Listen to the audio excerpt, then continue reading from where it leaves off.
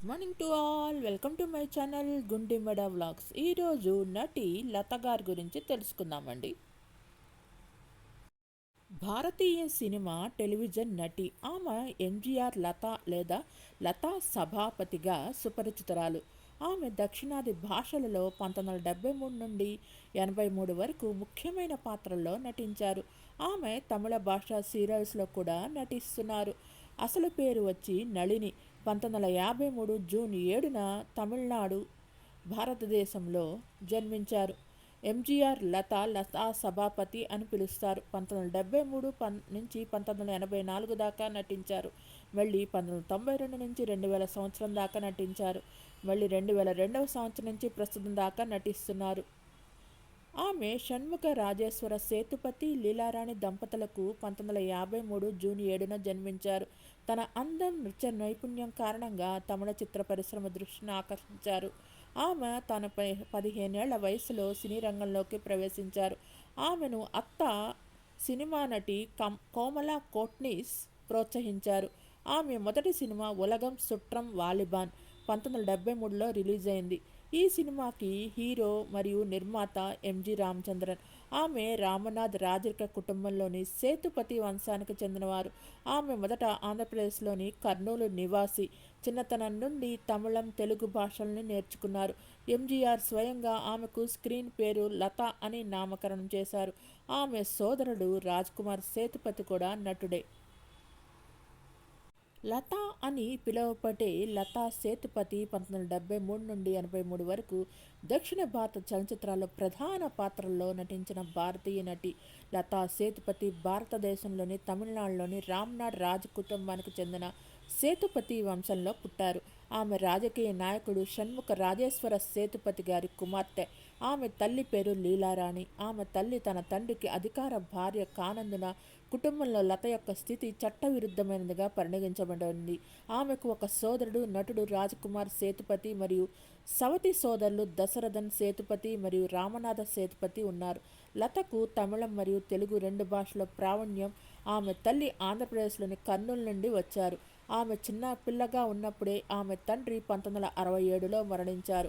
ఆమె తన అత్త నటి కమలా కోట్నిస్ ప్రోత్సాహంతో 15 ఏళ్ల వయసులో తన వృత్తిని ప్రారంభించారు. ఆమె మొదటి చిత్రం ఉలగం సుట్rum వాలిబన్ ఎంజి రామచంద్రన్ గారితో నటించి నిర్మించారు.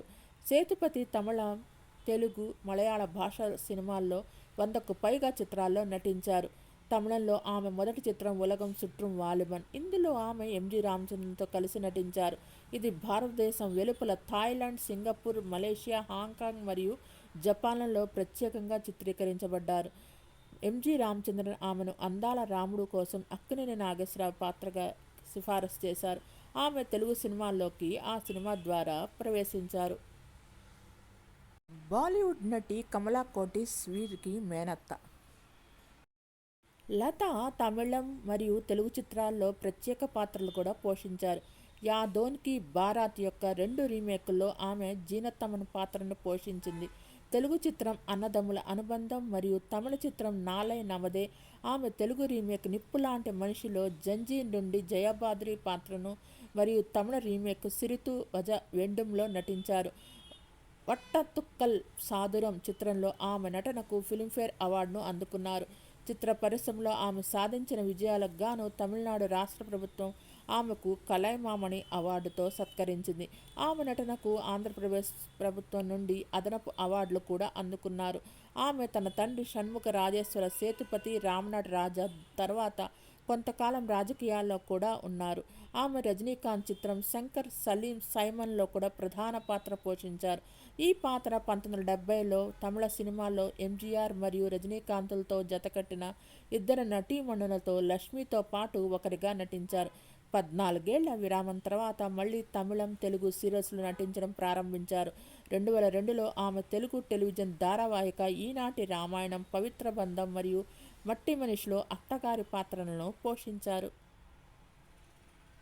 సింగపూర్కు చెందిన వ్యాపారవేత్త సభాపతిని 1983లో ప్రేమించి వివాహం చేసుకున్నారు. ఈమెకు కార్తీక్ మరియు శ్రీనివాస్ అనే 2 కుమారులున్నారు. ఆమె వివాహం తర్వాత ఆమె తన వ్యక్తిగత జీవితంపై ఎక్కువ దృష్టి సారించి తన నటనకు క్రమంగా తగ్గించుకున్నారు. లైమ్లైట్కు దూరంగా ఉన్నప్పటికీ ఆమె తమిళ చిత్రసీమలో మంచి గుర్తింపు పొందిన వ్యక్తిగా మిగిలిపోయారు. లత తెలుగులో నటించిన సినిమాలొచ్చి జాతకరత్న, మిడతం బొట్లు ఇది 1971లో రిలీజ్ అయింది. అమ్మ మాట, అందాల రాముడు, గాంధీ పుట్టిన దేశం, మరపురాని మనిషి, అమ్మాయి పెళ్ళి, కన్నవారి కలలు, నిప్పులాంటి మనిషి, అన్నదమ్ముల అనుబంధం, అమ్మాయిలు జాగ్రత్త, భారతి, పాడి పంటలు, మగాడు, రామరాజ్యంలో రక్తపాతం, కురుక్షేత్రం, అనుకున్నది సాధిస్తా, కుమార్ రాజా, ప్రేమ పగ, సింహగర్జన, సూర్యచంద్రులు, అందడు ఆగడు, Urvashi Neeve Naa Preyasi, Ramabanam, Ravanude Ramudaite, love in Singapore, Parvathi, the legend తదితర సినిమాల్లో నటించారు. లత నటించిన టీవీ సీరియల్స్ వచ్చి ఇది కథ కాదు, చిట్టి, మట్టి మనిషి, పవిత్ర బంధం, ఈనాటి రామాయణం, సెల్వి, కస్తూరి, అరసి, నంబర్ 23, మహాలక్ష్మి నివాసం, వల్లి, చంద్రకుమారి, శివ మనసుల శక్తి, సుందరి నీయం సుందరన్ నానుం, రోజా, అభియుం నానుం, వైదేగి కాతి రందాల్, శ్రీ మైనేవి తదితర సీరియల్స్లో నటించారు. లత ఒక ఇంటర్వ్యూలో మాట్లాడుతూ నేను ఇంకా స్కూల్లోనే ఉన్నాను. తమిళ సినిమాల్లో విలన్గా నటించిన ఆర్ఎస్ మనోహర్ నా నృత్య ప్రదర్శన ఫోటోలను చూసి కొత్త హీరోయిన్ కోసం వెతుకుతున్న ఎంజీఆర్కు చూపించారు. వారు నన్ను పిలిపించారు. కానీ మా అమ్మ అనుమతి నిరాకరించింది. ఒక రకంగా తన కూతురు సినిమాల్లో నటించడం ఆమెకు నచ్చలేదు. కానీ మనోహర్ పట్టుపట్టారు. ఆ అమ్మను ఒప్పించడానికి తన శాయశక్తులా ప్రయత్నించారు. ఇలాంటి అవకాశం ఎప్పుడు రాదు అని కూడా ఆమెతో చెప్పారు. ఇది నిజంగా నిజం. మరి కొందరు ఎంజీఆర్ కథానాయక కావాలని తహతలాడుతున్న తరుణంలో ఎలాంటి శ్రమ లేకుండానే ఆ అవకాశం నా ఒడిలో పడింది. నాకు నటనపై చాలా ఆసక్తి ఉండడంతో మా అమ్మ ఉన్నారు. నాకు ఎప్పుడూ ఆసక్తి ఉండేది. నేను చిన్నతనం నుండే డ్యాన్స్ నేర్చుకోవడం మొదలుపెట్టాను. డ్యాన్స్ చేయడం వల్ల సినిమాలపై ఆసక్తి పెరిగింది. నాకు డ్యాన్స్ మరియు నటించాలనే కోరిక ఉంది. మా అత్త, మా అమ్మ, అక్క కమలా కోట్నిస్ హిందీ సినిమాల్లో హీరోయిన్. దేవానంద్ లాంటి వారితో నటించి నన్ను ప్రోత్సహించిన ఏకైక వ్యక్తి ఆమె. ఆమె సపోర్ట్తో ధైర్యం తెచ్చుకొని నాకు నటించాలని ఉందన్నది అమ్మతో చెప్పాను. నేను సినిమాలో చేరటం ఆమెకు అస్సలు ఇష్టం లేదు. ఆమె అంగీకరించే వరకు నేను ప్రయత్నించాను. చివరకు ఆమె అంగీకరించడం తప్ప వేరే మార్గం లేదు. అంతా కలలా చాలా వేగంగా జరిగింది. నేను ఎంజీఆర్ సరసన ఒక సినిమాలో నటిస్తున్నానని తెలియక ముందే షూటింగ్లో విదేశాల్లో ఉన్నాను. ఆ రోజుల్లో నేను చాలా పిరికిదాన్ని.